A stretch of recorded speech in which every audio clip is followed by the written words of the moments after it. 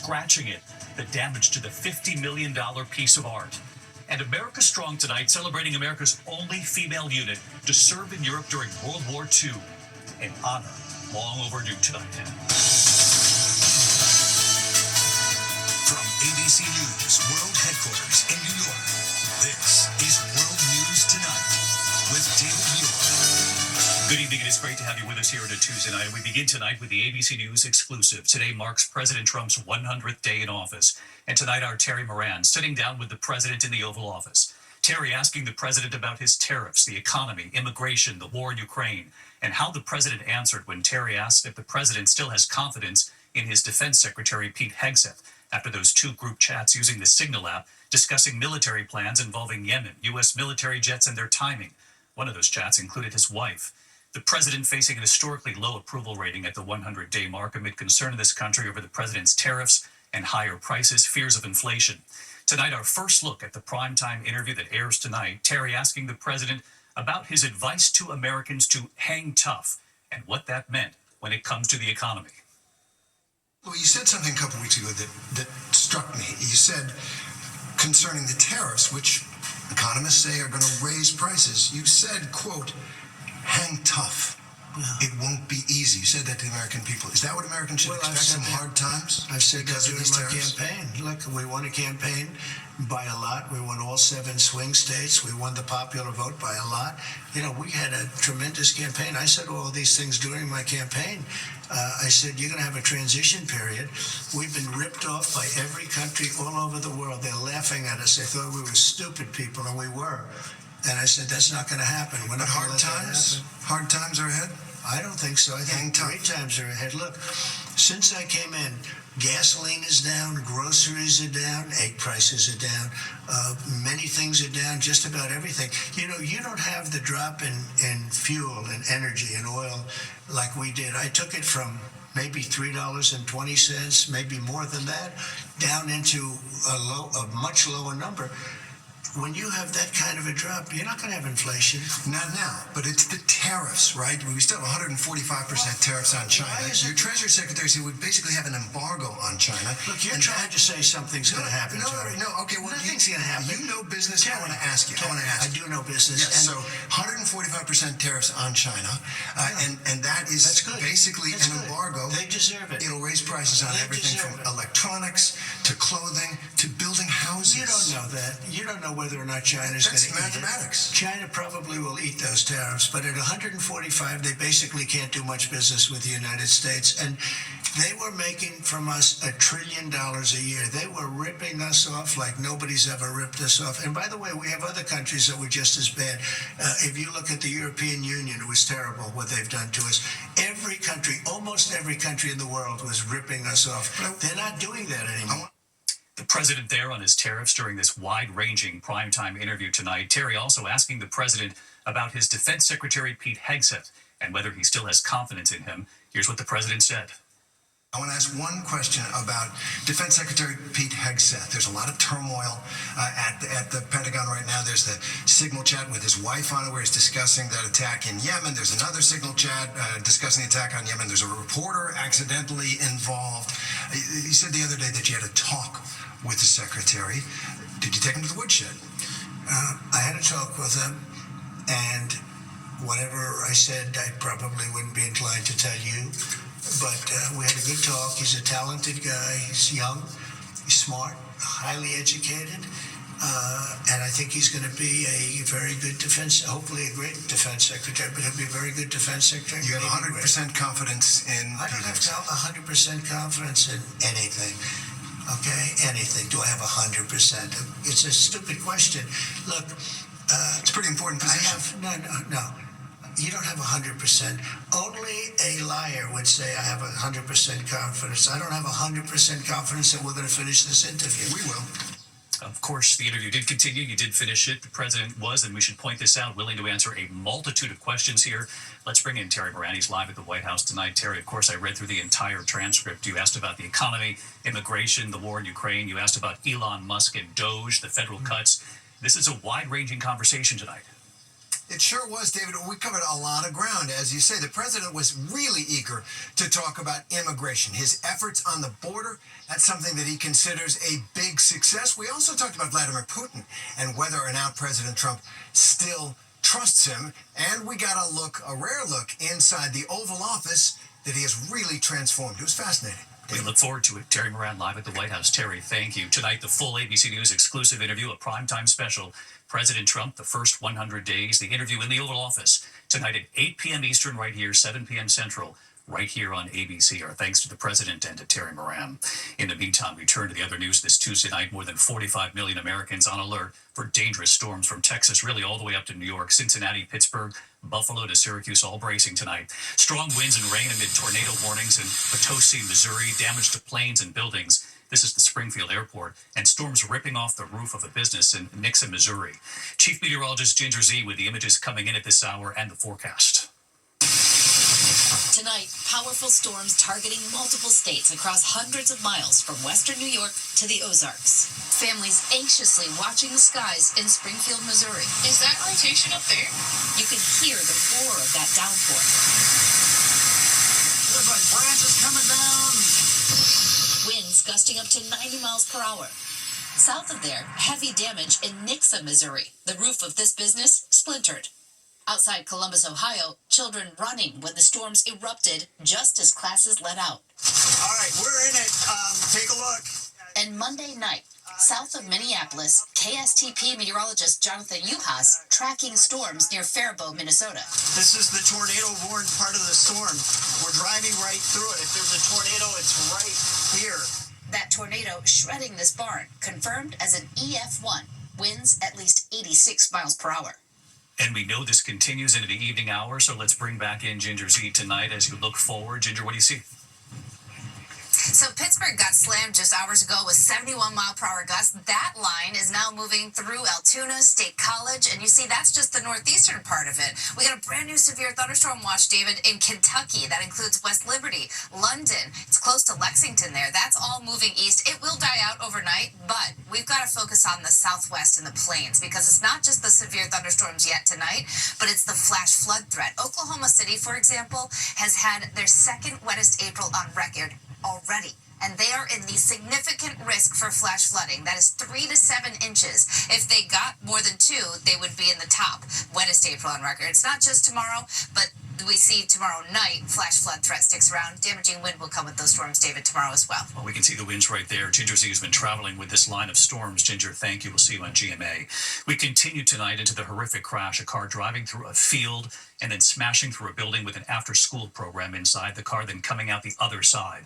4 girls were killed, and what authorities are now saying about the driver tonight. ABC's Alex Perez is on the scene in Chatham, Illinois. Tonight, this tight-knit community in Illinois devastated after a car drove through a child care facility, killing 4, including 3 young children and a teenager. Multiple casualties, Chatham. I need EMS 1018. Police say a woman drove a vehicle through the Why Not after-school camp in Chatham, Illinois, just south of Springfield, yesterday afternoon. Officials say the vehicle raced through this 78-acre farm field before plowing right into the building and out the other side. Witnesses watching in horror. Killed some kids. Those are kids. Oh, no. 4 girls killed, 6 other children rushed to local hospitals. The driver uninjured in the crash. Today, police identifying her as 44-year-old Marianne Akers, stating she's not in custody at this time as the cause of the crash remains under investigation. The coroner identifying the victims, among them 7-year-old Alma Bunnerkamp. Yay! Her family calling her a ray of sunshine who loved playing soccer, basketball, and doing gymnastics. Also killed 8-year-old Ainsley Johnson, 7-year-old Catherine Corley, and 18-year-old Riley Britton. Riley was about to graduate, and those little kids, they don't get to live out their dreams. Yeah. And, like, their parents don't get to wake up to them anymore, and, like, they don't get to get them ready for school anymore. And, like, that's just really heartbreaking. And, David, authorities say they are evaluating that driver and awaiting toxicology reports, but at this point, they do not believe this was a targeted attack. David? Horrific scene there. Alex Perez for us. Alex, thank you. Next tonight to the prices Americans are paying for everything and Amazon's idea for customers to post how much more you're paying for these items because of the president's tariffs. The president and the White House furious about this idea. The president then getting on the phone with Jeff Bezos. So let's bring in ABC's Rachel Scott. She's live at a rally with the president there in Michigan, underway as we're on the air tonight. And Rachel, what more have you learned about this plan floated by Amazon to show customers how much more they're paying? And then this call from the president to Jeff Bezos. How did this go?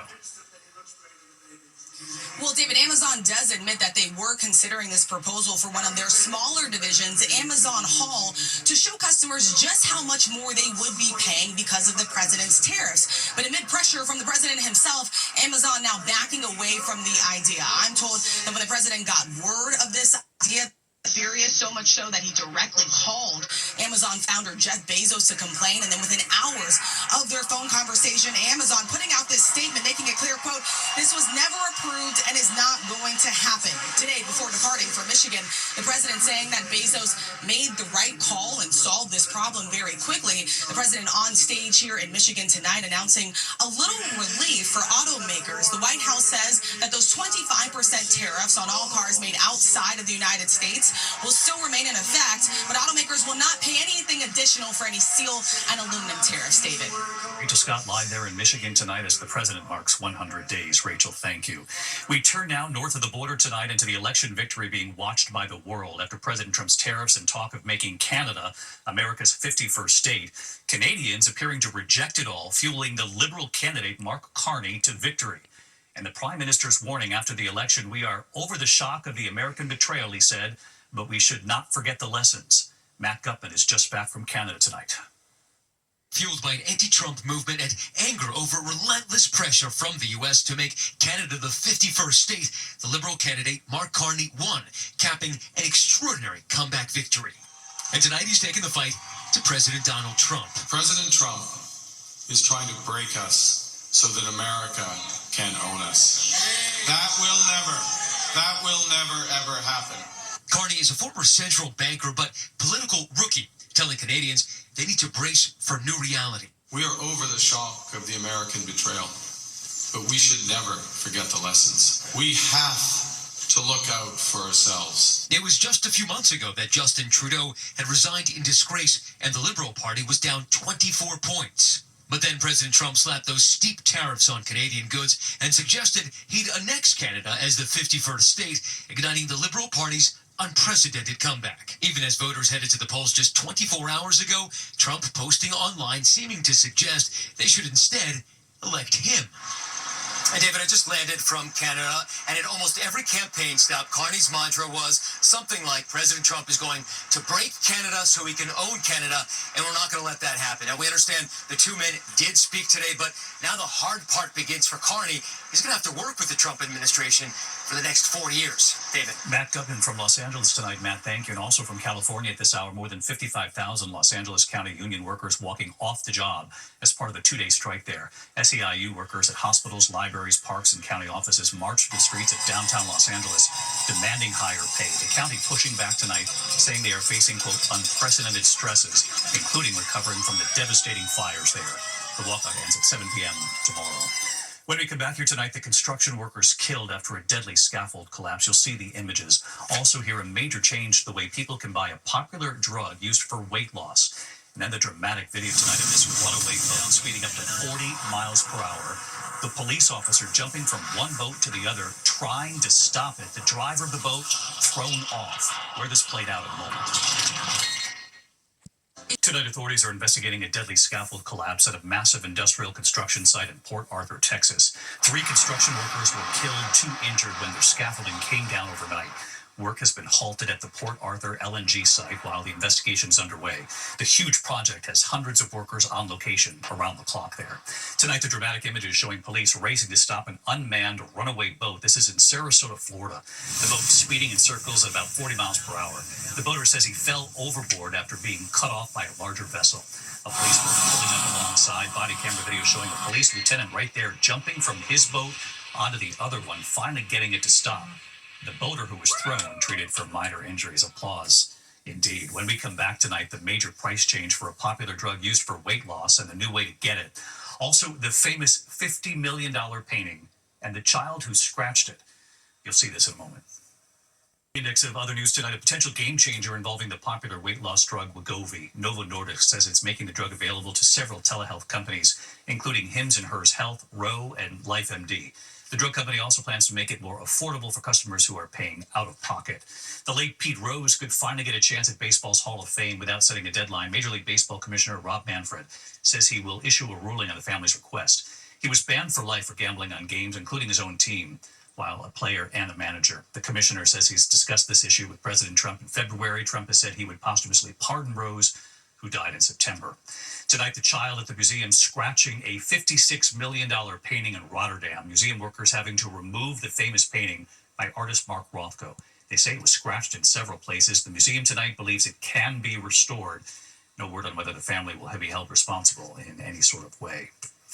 When we come back here tonight, an honor long overdue, celebrating America's only female unit to serve in Europe during World War II, and you'll see it in a moment. Finally tonight here, the honor 8 decades in the making, the only all-female unit to serve overseas during World War II. And tonight here, the families watching as their loved ones were finally honored. America strong. Tonight, the quiet American heroes from World War II and the new honor long overdue. They were known as the 6888 Central Postal Battalion, the first and only all-black, all-female battalion deployed overseas. More than 850 volunteers sent to Europe in 1945 to sort through millions of undelivered pieces of mail, soldiers anxiously waiting for letters from home.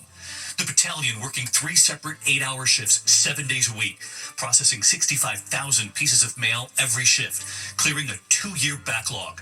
Their motto, no mail, low morale, guiding them. And tonight, 80 years later, the battalion honored with the Congressional Gold Medal. The 2 surviving members of the unit, Anna Mae Robertson and retired Air Force Major Fannie McClendon, watching with their families at home. More than 300 descendants of the 6888 there today at the U.S. Capitol, including Stanley Early III and his sister Judith Early. Their mother, Major Charity Adams, commanding the battalion, and here she is, welcoming the first servicewomen arriving overseas. Tonight, her proud son and his message. They serve as an inspiring role model for young soldiers entering service today, and they're true examples of American excellence. We thank them for their service and honor, long overdue. Reminder, President Trump in the Oval Office, the exclusive ABC News interview, 8 p.m. Eastern, right here. I'll see you tomorrow. Good night. Week, a devastating wildfire in New Jersey sent smoke billowing over Manhattan. A 19-year-old is accused of starting the blaze, and that has put the spotlight on bonfire parties. They're popular with local teenagers. Stephen Fabian has our exclusive report. A bonfire blazes in the woods while teenagers party. It's a rite of passage for teens in southern New Jersey. But police say one bonfire got out of control and devastated thousands of acres, threatened homes, and led to huge clouds of smoke that triggered air quality alerts 50 miles away last week in New York City. What they do is they grab used pallets from the back of businesses, then bring those pallets into the woods to create the giant blazes. But just look what can happen if you're not careful and something goes wrong. Miles and miles of charred forest. 19-year-old Joseph Kling is charged with arson for allegedly setting a bonfire that led to the disaster. His lawyer says he'll be vindicated. He was one of dozens of people at this event where this fire spread out of control and wreaked havoc. He did not like this fire. This could be anyone's house. Emma Shabbat and Addison Smith say they've attended many of the bonfire parties. I would say they happen every weekend, and there's lots of people that go. It can range from probably just like a couple of friends, like maybe like 10 people, to easily over 100. They say Kling is a loner. This is video of Kling being bullied and taunted at a bonfire party last November. Look, he doesn't even try to defend himself. When you heard that he was the one picked up for starting the big fire in New Jersey, what was your reaction?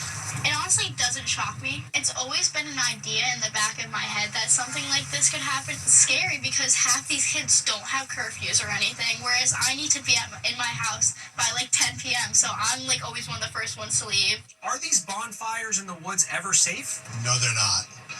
They are not controlled. There is an abundance of fuel, and there's no water supply to put the fire out. Despite the catastrophic wildfire, these young ladies say a bonfire party was held over the weekend. If cops come, usually everybody just runs. It looks like this is a lesson yet to be learned. The 19-year-old suspect in the arson case remains behind bars awaiting a bond hearing. Today marks 100 days since Donald Trump returned to the White House, but the president's approval ratings are definitely not where he would like them to be. And that led to a late-night White House meltdown. Ed Mercogliano has details. The White House is playing defense today as the president's poll numbers plummet. 5 major polls over the past week show historically low approval ratings. I look back at all of the polling we possibly could long before I was born, and Trump's 41% at 100 days is the worst on record. CBS News senior White House correspondent Ed O'Keefe is in Michigan, where the president is holding a rally tonight to celebrate his first 100 days. What do these polls mean for President Trump? It suggests that Americans are not happy about how he's handling the economy, more specifically, not happy with how he's fighting inflation. They've got growing concerns about his immigration plans. President Trump is lashing out today, refusing to accept the polls. The polls from the fake news are like the news itself. Fake, he posted. We are doing great, better than ever before. We've done everything, or it's in the process of being done. For instance, the border is in great shape. 99.9% came out again today. 99.9. That, I would say, that was my number one thing. The economy would be certainly right up there, and I think it's doing great. They generally dismiss any poll that they don't like or that doesn't suggest that the president's in good shape. And in that case, they're dismissing just about every poll. There was major drama today after it was reported that Amazon was considering displaying how much more certain products would cost with tariffs added.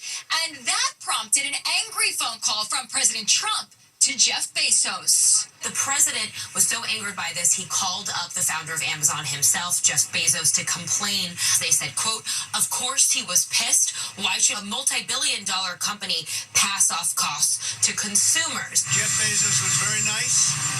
He was terrific. He solved the problem very quickly, and he did the right thing, and he's a good guy. It's officially been 100 days of Donald Trump. I'm so tired. Of course, the late night comics had plenty to say about Trump's poll numbers. More than 70% of Americans say the economy today is either not so good or poor. The other 30% are either in a coma or in his cabinet. And now check this out. Talk about excitement in the streets. Scenes like this were playing out all over Europe when the lights finally came on after a massive power outage. The power's back. And locals throughout Spain and Portugal are thrilled.